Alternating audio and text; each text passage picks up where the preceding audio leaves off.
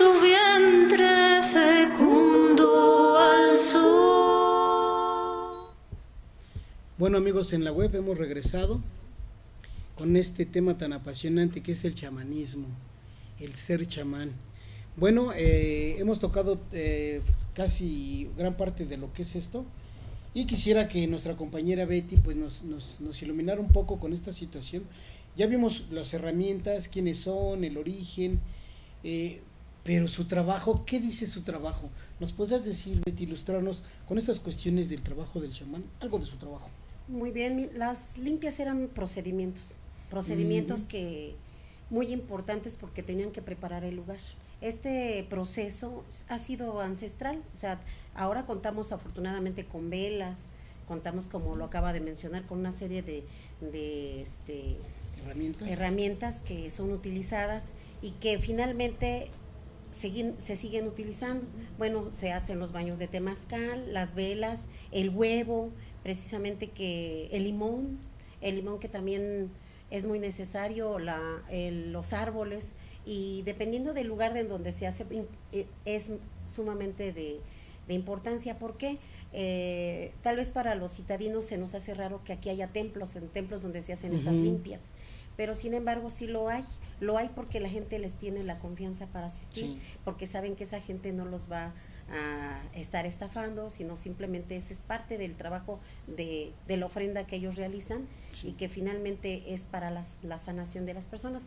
Otra es fuera, en provincia generalmente pues se hace en los bosques, porque para ellos el bosque es muy importante, es la savia de los árboles, los 4 elementos que hace un momento comentaban, el cielo y la tierra, que es inicialmente para también para que a la persona que estaba con alguna problemática, bueno, tuviera los pies en la tierra, ¿no? Porque ese era lo importante, era rescatar qué estaba pasando con él, qué trauma había pasado, qué problema había suscitado esa situación donde se habla incluso que se pierde el alma o la teolía. ¿Por qué? Porque la incapacidad a veces de solucionar algún problema o la situación de enfermedad que tuviera la persona iba a depender de ello. Un ejemplo era, se decía que se pierde el alma cuando la gente está en estado de coma. Entonces, en este caso, el chamán lo que tiene que hacer, que recordemos que nuestro chamán, él se tenía que tomar ciertas sustancias que le permitieran incluso armonizar, buscar dentro no solamente del plano físico, sino del plano espiritual, la forma en qué había pasado con esa persona. Incluso se dice que hay lugares donde dicen, aquí hay una gran cantidad de almas perdidas, y ellos tenían que rescatar a esa persona para que pudiera estar en el aquí y en el ahora, por la situación necesaria de cómo era que lo había perdido. Y para ello, bueno, se utilizaban incluso días en especial. En algunos casos todavía se dice que, bueno, pueden ser los martes y viernes, y en algunas ocasiones, bueno, en algunos centros que hay aquí en el Distrito Federal, hay algunos templos que trabajan precisamente esos 2 días, pero en provincia, bueno, ellos lo hacen en algunas horas en especial, pueden ser las 12 del día, donde está el cenit, puede ser a las 12 de la noche, donde ellos también finalmente se guardaban de que esto no se diera más bien para que no los vieran mal, porque la gente, como ya no tenemos mucho esa idiosincrasia de saber para qué se utiliza, bueno, todo el mundo nos quedamos con esa idea de los extranjeros, de los los invasores que llegan y dicen que es brujos, y recordemos que esa gente en su momento, como lo comentó el compañero, trajeron a la Santa Inquisición, y la Santa Inquisición, bueno, si les dio una torre, o sea, asesinó, mató y hizo lo que hizo en Europa, bueno, pues ¿qué nos esperábamos aquí también en México, no? Y en algunas otras partes del mundo que se suscita esa situación. Entonces, para mucha gente hasta la actualidad es muy peligroso decirse chamán, o sea, es secreto, de hecho. El que es ya de veras. El que es ya de veras es secreto, y ni siquiera lo pregona, no lo dice. ¿Por qué? Porque sabemos que alrededor hay gente que no comulga con ello, entonces obviamente que es muy peligroso. Entonces, bueno, antes decíamos que además del limón, de las velas, del fueguito, que es muy importante, bueno, también lo hacían con el puro. ¿Por qué? Porque es una forma, primero él se limpiaba, él finalmente con eso él iba a traspasar esa barrera. Entonces se limpiaba él hacía el puro, a veces lo hacen con aguardiente, con tequila, con alcohol puro, que ahora lo se utiliza, lo aprovechan para ello, pero anteriormente eran con eso principalmente. El huevo, bueno, que empezaba de arriba hacia abajo, principalmente, y que ellos sabían leer el huevo porque lo ponían en un vaso, y la clara tenía una forma de describir Claro. que había pasado, o sea, cómo es que había ocasionado la enfermedad, y la yema lo que tenía era dónde estaba el daño, o sea, dónde estaba el problema que tiene la persona. Bueno, es bien interesante, muy cierto. ¿Qué nos puedes comentar al respecto, Pedro? Sí, hay muchas formas en que se ha trabajado desde el chamanismo. Una de ellas, por ejemplo, se dice que bueno, depende de los pueblos, depende de las Zona zonas, geográfica, sí. sí. Pero, por ejemplo, hay algo que se dice mal de ojo. ¿Sí? En los pueblos se menciona eso con respecto a los niños, incluso con personas mayores. Dice, es que tiene el mal de ojo. Y entonces es algo que los médicos no han encontrado explicación. ¿Sí? Sí. Y entonces los curanderos, los chamanes, tienen formas para procesar, ¿sí? Y para sanar a los niños o a las personas que padecen eso. Sí. El mal de ojo, bueno, se dice que es cuando una persona mayor observa a un niño, ¿sí? Y entonces su energía de algún modo le está haciendo daño, le afecta a la criatura. Sí. ¿Sí? Entonces, por tradición y por conocimiento transmitido de manera oral, las personas mayores, a veces sin ser chamanes, buscan curar al niño. ¿Sí? Sí.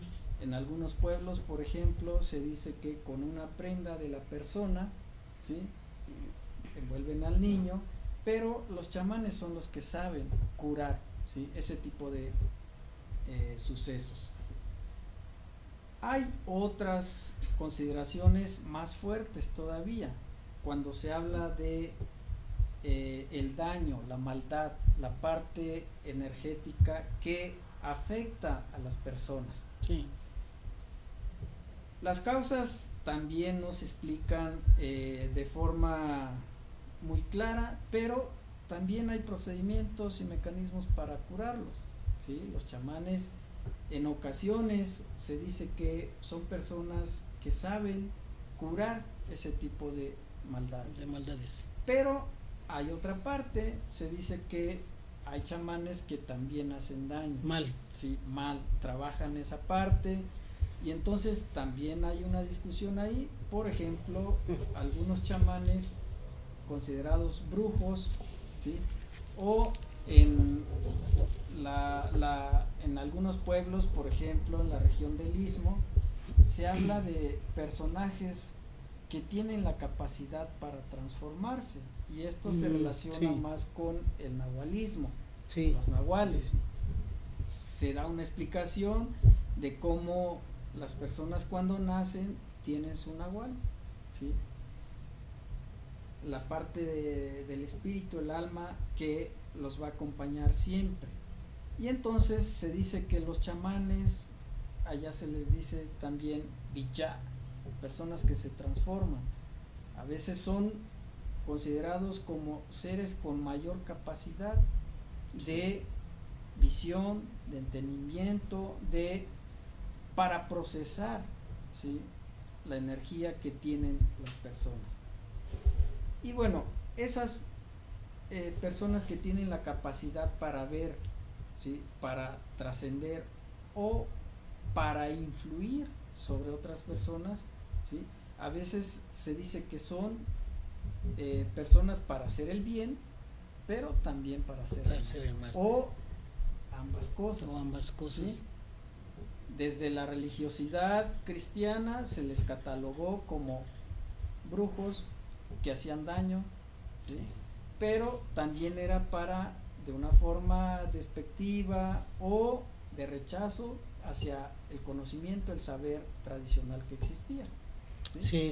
Eso es parte de lo que se da dentro del panorama, ¿no?, del chamanismo. Muy cierto, muy cierto. Tocaste un tema bien real había unos que hacían cosas buenas, otros hacían cosas malas. Yo creo que dentro del trabajo del chamán es bien importante el uso de hierbas. En algunos lugares se le llama, por ejemplo, al acto de limpiar a la persona con hierbas, se le llama barrida de 7 escobas. Entonces se buscan 7 hierbas de poder, se colocan, se arreglan, se hace un atadito, incluso se le ponen flores, y con esas se hacen las famosas limpias, o ramaleadas, que también le llaman. Es parte del trabajo del chamán.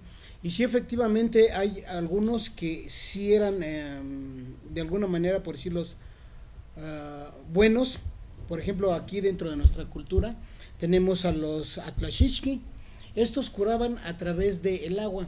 Por ejemplo, hay una costumbre maya en la que se ponía tierra donde vivía el niño que estaba enfermito, no sabían qué tenía, se tomaba tierra donde había dado el niño, se ponía esa tierra en una jícara de agua y se dejaba serenar. Y al otro día se tomaba al niño y se le obligaba de alguna manera que se mirara en el agua. Y ahí aparecía si en realidad el niño había tenido un susto y se le había ido el alma. Entonces los Atlashishki se especializaban en curar ese tipo de problemas a través del uso del manejo de ese elemento, del agua. Estaban los Techichiniani, estos otros personajes que chupan el mal de las articulaciones de las personas a través de carrizos o varas. Estas personas lo hacen, ¿no? Estaba también el Tecacuicuilique, otro extrae el mal de las personas en forma de diversos objetos. Estos estamos hablando de chamanes que curan. Amigos en la web, no se vayan, vamos a hablar ahora un poquito de aquellos que hacen mal. No se vayan, esto es Planeta 2013 Tonantzin-Tlali, y en unos minutos regresamos. Muchas gracias. Mujer.